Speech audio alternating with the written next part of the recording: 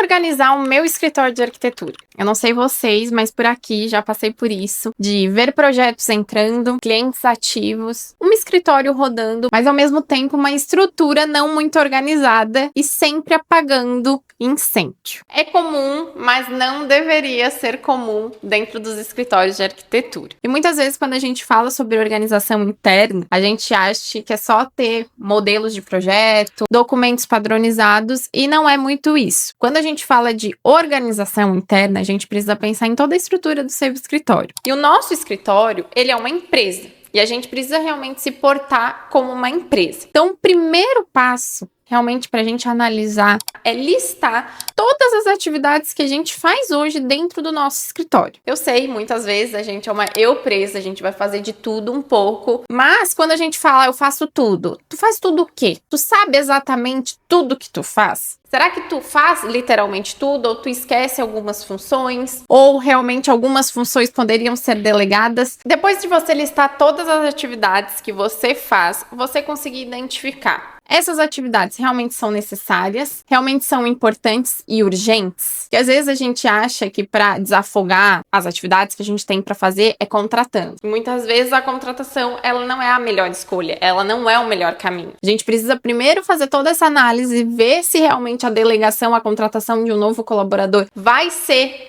a forma certa de desafogar o que precisa ser desafogado, ou se tudo que a gente está fazendo é necessário dentro do processo do nosso escritório. Por isso é tão importante a gente ter esses processos mapeados para a gente conseguir identificar se tudo isso é importante ou se a gente consegue otimizar um tempo aí, otimizar os processos e realmente fazer a coisa andar mais rápido. Depois que você anotar tudo que você faz dentro do seu escritório, você vai anotar as funções e as categorias de cada atividade. E realmente identificar. Será que a gente precisa de todas essas etapas ou será que a gente está esquecendo de alguma etapa? Vou dar alguns exemplos aqui para vocês de etapas e processos que precisam ter dentro de um escritório de arquitetura e dentro de cada etapa a gente precisa ter subtarefas para ver quem vai fazer o que aí dentro da empresa. Então, dentro dessas funções tem atendimento, o pré-atendimento, a apresentação de projeto, o próprio projeto, a parte de operação, a parte de processo criativo, o pós-projeto, o pós-venda, os orçamentos, tanto com os clientes quanto dos projetos em si, a parte de redes sociais, marketing, financeiro. Então, tem N setores, N tarefas que precisam ter subtarefas dentro dela e que a gente precisa ter responsáveis para cada atividade. Então, seguindo uma ordem cronológica, primeiro de tudo, listar tudo o que acontece dentro do escritório, identificar a função de cada atividade que está acontecendo dentro do escritório, quem pode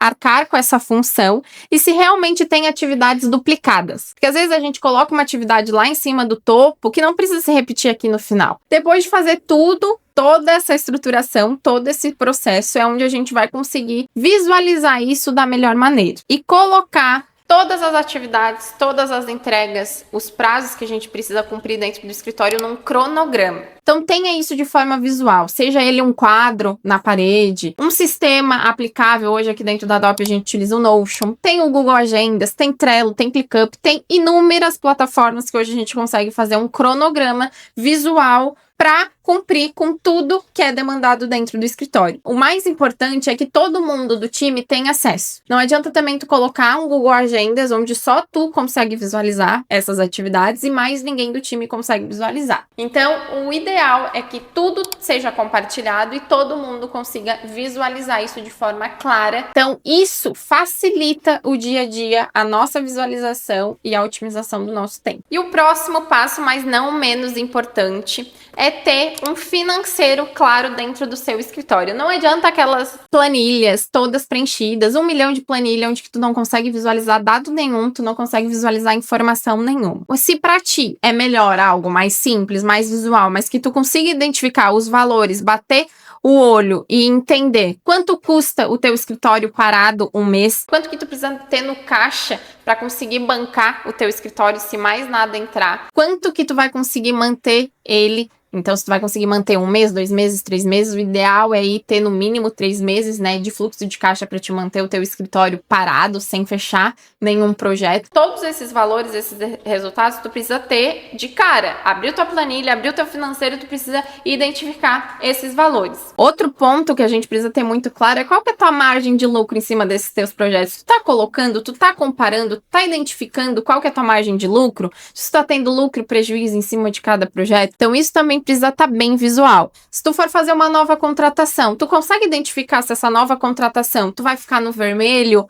se tu vai conseguir contratar, se tu tem um dinheiro específico para aquilo, se não vai te apertar no final do mês? Então, o teu fluxo de caixa, ele precisa ser visual, tu precisa ter uma previsibilidade, tu precisa conseguir enxergar como que vai estar teu mês lá em fevereiro de 2026, qual que vai ser teu custo, quanto que tu já tem de parcela para entrar, para conseguir prever custos, prever investimentos, prever riscos. Então, tudo isso precisa estar visual. Hoje, novamente, aqui dentro da Adobe, a gente também utiliza o Notion para o nosso fluxo de caixa, para o nosso financeiro, mas você pode usar sua planilha de Excel desde que seja clara, e também o papel, só o papel ali não vai adiantar. Tu ficar fazendo esses cálculos todo dia à mão, só vai perder tempo. Então, otimiza teu tempo, a tecnologia tá aí para te auxiliar em cima disso. Mas não esqueça, tudo isso precisa estar visual e fácil para te acessar diariamente, semanalmente aí na tua rotina. Então, para finalizar, o seu escritório, ele precisa ser funcional para você. Então, não adianta querer ter um time gigantesco, crescer o escritório, se ele não está funcionando para a sua realidade, para a sua rotina. Você pode ter um escritório pequeno, mas você também pode virar uma bola de neve mesmo com 2, 3 colaboradores dentro do seu escritório.